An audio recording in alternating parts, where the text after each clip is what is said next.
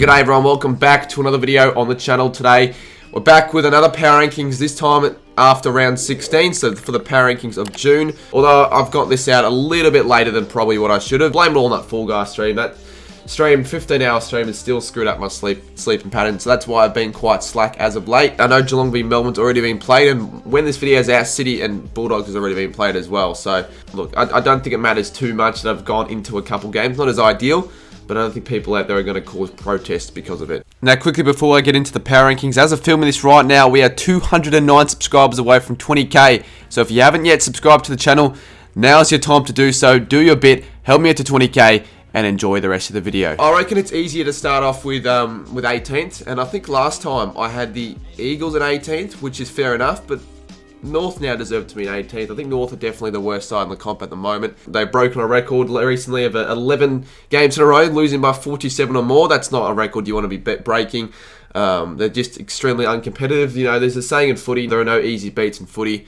I'd still beg to differ on that one. I'd say the only easy beat in footy is North Melbourne at the moment. 17th spot is West Coast. I think you've got to put West Coast in there, although in the last month you could make an argument for them maybe not being the second worst team in the comp.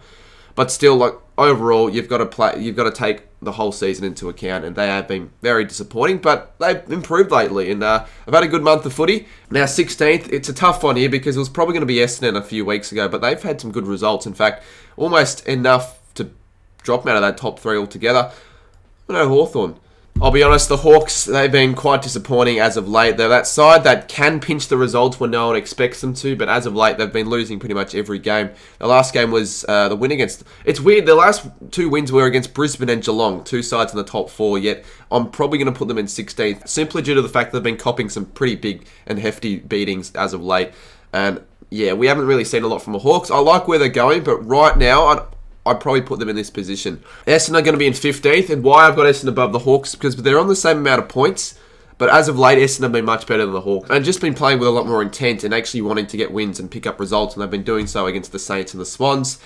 Yeah, I don't mind what the Bombers have been doing as of late. They've had a pretty good month of footy. Hopefully, for their sake, they can keep it up and pick up a few more results for the Bombers to maybe go up a couple ranks in the power rankings. Adelaide are in 14th. Now, this is a tough one between Adelaide and Essendon, but Adelaide have had an extra win than the Bombers, and the gap between the best and worst isn't as severe. With the Crows, you know what you're going to get for the most part. They provide the effort, the Crows. That's what we have to admire about the Crows. They might not be the most skillful side in the comp, but at least they show a competitiveness. And for most parts, they're in games like they were against the Ds. You don't really expect them to beat the good sides at all because they're just not good enough yet. The skill gap is too great. But I think Adelaide have been better than Essendon this year. I think we can all agree on. And I think it's pretty easy to know where to put the next side. I'm going to put the Giants in 13th. It's been a super disappointing year for the Giants. They just pick up some results, but for the most part, they consistently disappoint. I thought they'd get better under Mark McVeigh, and we don't know if that's the case or not. I think they've only won 3 games under him, and those games were against North, West Coast, and Hawthorn. Now, head to the top 12. I'm going to put Port. I don't know if this is harsh because they've actually been alright in their last 10 weeks. Bar their first 5 games, they've been very competitive, and they probably deserve to be a final side. They were good against Freo. I still believe the next 11 sides have been better than Port. I might be wrong here on this one, but I'm going to have Port in 12th. I'll have the Suns in 11th. Because at the end of the day, they've only got the 7 wins, but they probably deserve to have more wins than just the 7. Very unlucky against Collingwood and Port not to get those wins. I can't remember the last bad game that the Suns have played. Maybe against the Lions where they got fairly beaten comfortably, but other than that, they've been very competitive in all the games they've played. I've been very pleased with what the Suns have been able to do this year. They've definitely taken a step forward in the right direction. I'll probably go the Dogs in 10th. Hopefully I'm not replicating the ladder too much here, but I think the Dogs probably deserve to be in 10th. They're a side that can play. Really, they look like a finals quality side when they play at Marvel at times, but then at other times when they play against the top sides, particularly interstate, they really do look like an average side. They look like they do get exposed quite easily. They could still make finals, but the Dogs are just... They've been off this year, the Dogs, and you can clearly see a difference this year with the Dog side than last year. And in 9th place, I'll go the Saints. I can't put them in the 8 just yet because we've been very disappointing in the last month, but a good result against the Blues has put a bit of light into our season again, and now we've got a chance up against the Dockers this week. But it's just a tough one really for the Saints. it's what St Kilda shows up. We can play extremely good footy, we can play Saints footy and beat sides like Geelong and Richmond, or we can just play garbage footy with absolutely no intent whatsoever and, lose to Essendon and get done by Sydney by 50 points. So the Saints, it's whatever St Kilda shows up. If it's the good St Kilda, we're the top 8 side. If it's the bad St Kilda, we're a bottom 6 side by far. I think it's fair to say these are the top 8 sides in the power rankings, and it reflects on the ladder as well. Now to kick off 8th spot, I'm going to go the Sydney Swans. They are a side that at their best can be a top 4 side easily, but at their worst, it's like the Saints, just too inconsistent. They've got to bridge that gap because otherwise it might hurt them come into the season, the Swans. That loss against the Bombers is going to really hurt, and that's put them down a couple spots in the power rankings. I know they're a young side, but people had a lot of expectation for them leading into this season. They've sort of met their expectations, but they probably haven't been as consistent as what we thought of them leading into the season. Now this is tough. 7th spot. I think Carlton deserve the 7th spot because you look at teams like Richmond and Collingwood, they have had a much better last 5-6 weeks of footy. Whereas Carlton, they've dropped a few games, like the game against St Kilda, they beat the Dockers, and then who they dropped? They dropped the game against Richmond. So they've been a little bit inconsistent, losing like against Collingwood, getting a win, losing, getting a win, losing. They have lapses, the Blues. They can play. Their best is arguably the AFL's best. But unfortunately, their best footy only comes in spurts. It doesn't come very often. And because of that, they've been dropping a couple games because they have been inconsistent throughout games. I have the Richmond Tigers in 6th. The reason why I've got them in 6th is because their last 6 weeks has been incredible. Since that West Coast thumping, I don't recall too many losses. They did lose against the Swans and the Cats that I can remember.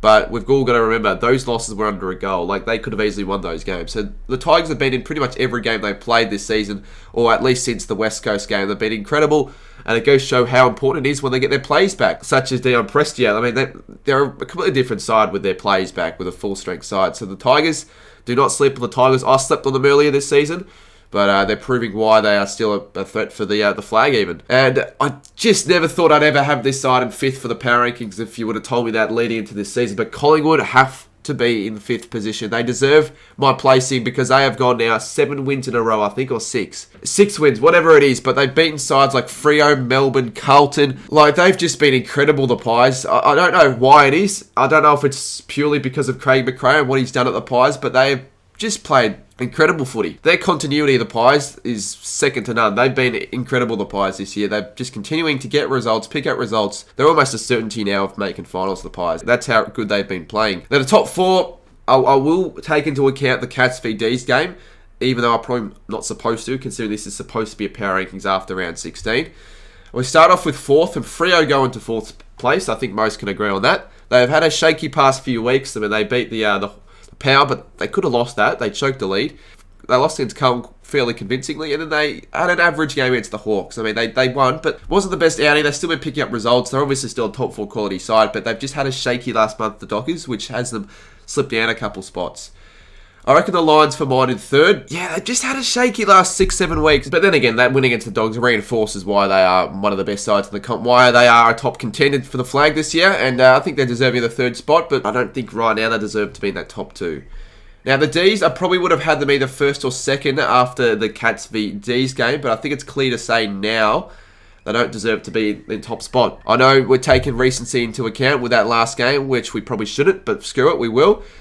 We're pretty poor against the Cats, particularly after half-time. I think that 3rd quarter and that last quarter, the Cats really put them away. Even if you put that aside, I mean, their last month of footy hasn't been amazing. They had a good game against the Lions, a professional win against the Crows, but we can't forget that they lost their last 3 games against the Pies, the Dockers, and the Swans. So, I've been a bit shaky, the Ds, but I think they still deserve the 2nd spot because they are a side that are probably almost still premiership contenders. I look on Sportsbet, they're still premiership favourites, so fair enough, I guess, for the Ds. And in 1st spot, I've got the Cats. I think they're very deserving of that spot. They knocked off the Ds at GMHBA Stadium. They absolutely obliterated North Melbourne. And every single game that they've played since the Saints game, they've picked up a win. Against Richmond, in an absolute thriller, they found a way to win that. They beat the Dogs when not many people thought they were going to win that. Beat the Power and Adelaide at home pretty convincingly. They've just been getting all these results. They've now won, let me just quickly have a look, 3, 4, 5, 6, 7 games in a row. Then you look at the Cats fixture the next 6 weeks. Pretty easy games. they're almost probably going to make another top 2 finish, the Cats, with the way they've been going this year. They've been super incredible. You can't really dispute the fact that the Cats are in the first spot in the power rankings because they've been playing arguably the best footy from any other side in the last 6 weeks. Anyways, guys, hopefully you enjoyed the video. I'll try next time I get this out to just get out on the Monday of the round that's finished. It's not that hard, but I can blame the Fall Guys stream this time round. I've still screwed up my sleep pattern. If you guys haven't subscribed to the channel yet, feel free to do so. Hit the sub button, leave a like, and I'll see you very soon in my next video. Cheers.